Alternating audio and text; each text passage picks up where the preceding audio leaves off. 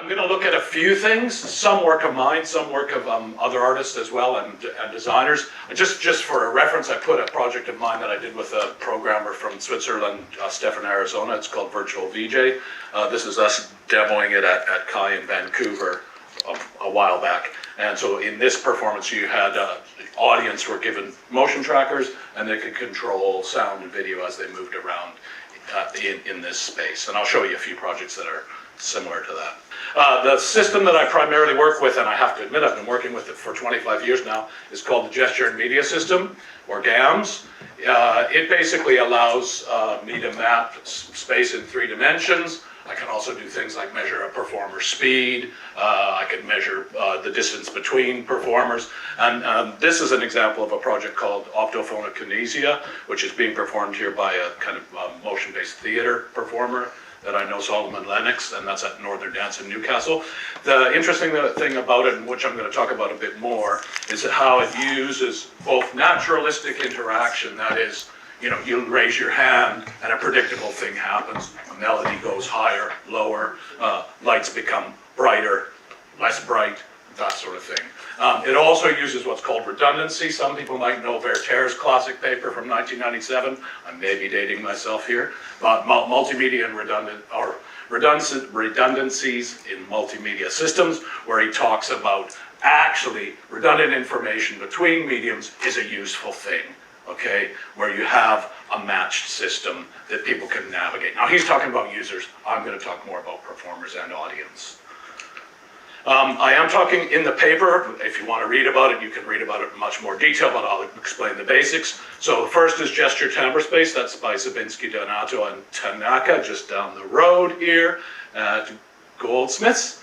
Although Donato is now up in Edinburgh, where I live. So that's why I've got that in here, because he's been talking to me about this project. So basically they got users, they got them into the, it's actually Tanaka's kind of muscle sensing system. And so they're basically censoring when they go in different places, and they did this naturalistic mapping between moving the hand up, moving the hand down, and the frequency of an object. So in other words, low pitch, higher pitch, low pitch, okay, as you move. So it's a kind of naturalistic interface, which I'm kind of arguing for as a, I don't want to call it a standard, because that's sounding like too much of a modernism thing, but it's a logical thing to be used repeatedly. Similarly, this is a piece called A Very Real Looper by Altozar, Tyndale, and Doyle. It's a bit more complex in that you can see on the screen there the performer is holding an HTC Vive VR controller. What you get is, on the headset, the same objects that are in the room, plus the objects in the room, plus sound objects, so they all collide with each other in a redundant manner. So if you see the rocks on the table in VR, they would be in the exact same position as the rocks in VR. Okay, so there's this sense of redundancy that aids the people that are using the system when they do so. Now, I know the paper itself talks about gesture and body-based interaction. Some classic examples here. Most of us have probably heard the theremin. Have you not? Yeah. Good Vibrations by the Beach Boys. That's the classic, of course. Simply put, you move your hand up, higher pitch. You move your hand up, lower pitch. Clara Rockmore, of course, is, she should really be called the mistress of the theremin, but whatever. So there's a classic picture of her playing with it. It is still in existence. Moog has resurrected the theremin, so you can buy a theremin if you're interested.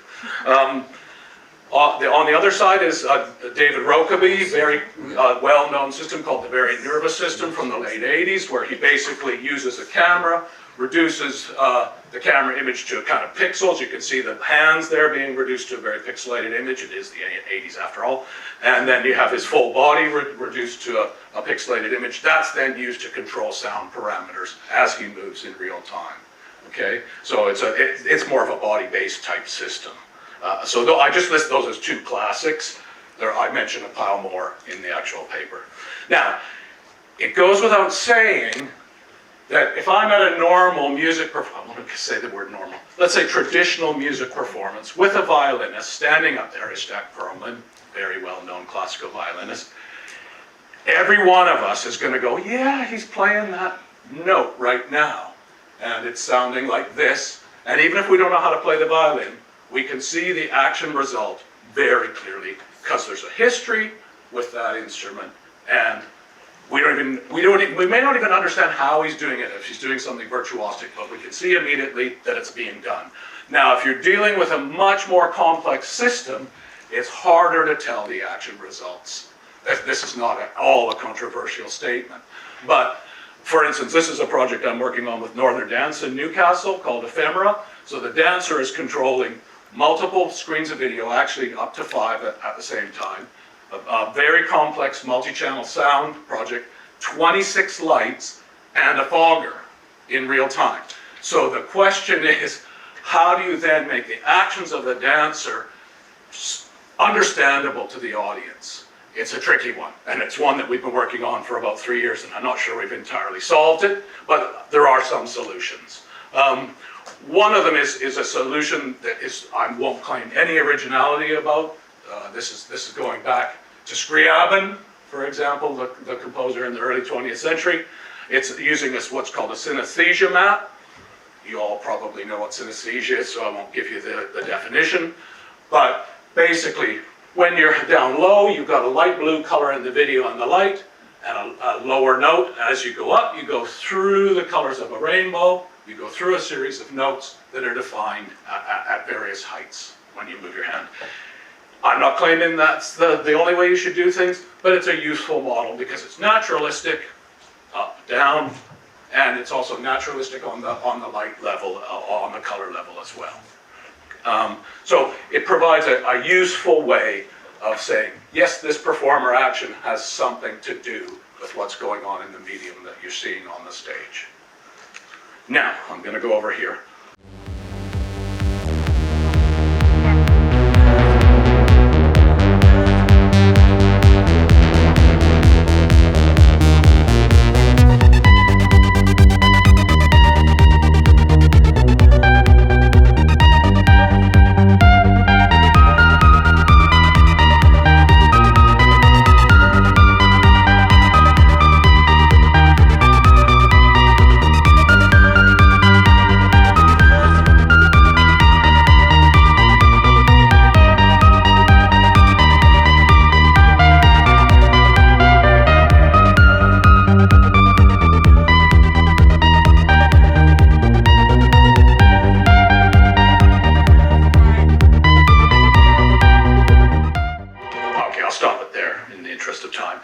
I should have prefaced this by saying this is not a dance performance. Given the number of dancers in the audience, I've never claimed to be a dancer. I'm a movement-based audiovisual performer, okay?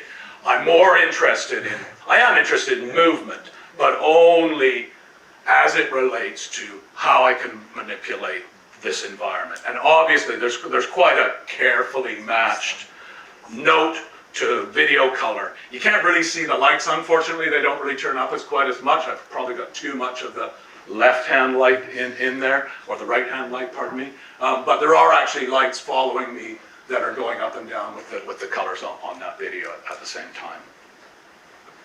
So again, redundancy and naturalistic at the same time. Now, this is a new project that I've been working on, that I've just been documenting with Northern Dance. And you know, let's face it, the pandemic caused lots of problems, one of which was transporting large bits of gear like that tracking system is tricky. So I decided it's time to do something with something smaller, cheaper, easier to move around. I'm not getting any younger as well, so running around the room, which I didn't really show you some of that, but in some of the OPK project that I just showed you, I'm running from zone to zone as fast as I can to try and make a musical connection, if you understand what I mean. I made it difficult on purpose so that if I screwed up, I'd be way off the beat, for example. So there's a kind of deliberate complexity there that makes it very live. And I'm thinking, I've got like 3 beats to get over, 5 meters. And so that's a deliberate thing. But again, my advancing age, I decided, okay, it's time for something a little bit more contained. Let's use the leap motion. It's not super reliable. Some people might have used it. But what it does do is it measures your up and down on both hands, side to side on both hands, back to front, if you like. It also does fun things like roll, and also, as I found out, yaw. So you can actually translate all of those gestures into audio-visual responses. And I bought a couple of super cheap LED bars, which you can see there, which are really nice. 50 pounds, that's all they were. This is me set up in my, I hate to say it, but my bedroom, which was my home studio while lockdown was going on. And just testing it out. And you can see the camera tracker there as well, tracking my hands in the positions. And you can see the leap motion right there. So first, just so you know, I'm certainly not going to explain this whole thing, but for instance, the top line there, this is like a chart of all the interactive possibilities with the leap motion with all the mediums. So the top line is left hand height, that's melody notes going up. It's LEDs 5 to 8. It goes through the hues, starting I believe in blue and ending in red, if I can remember. The same thing with the video, starts with blue, goes to red, and then there's a background layer of video that will increase in speed as I put my hand up, and you'll see that on this video.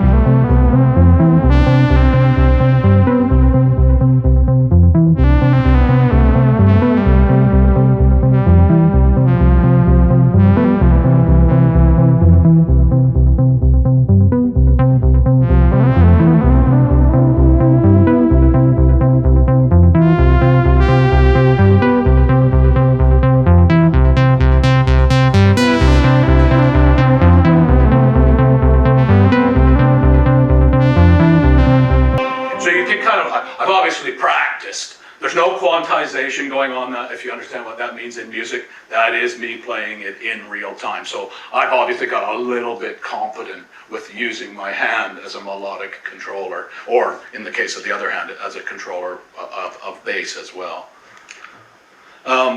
So the fun thing about this project is it's very portable, it's very minimal stage. There's a clearly transparent relationship between my actions and what happens in the various mediums. I'm also pitching this as a screen-less performance, although it's a bit of a lie because of course there's a projection screen.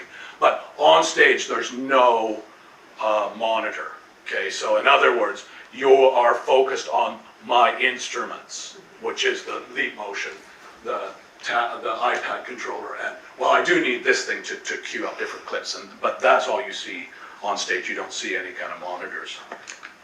And I'll show you, just so you can see the kind of level of complexity you can get with multiple hands and multiple gestures. I won't show all of this, but I'll show some of this just so you kind of get a better idea.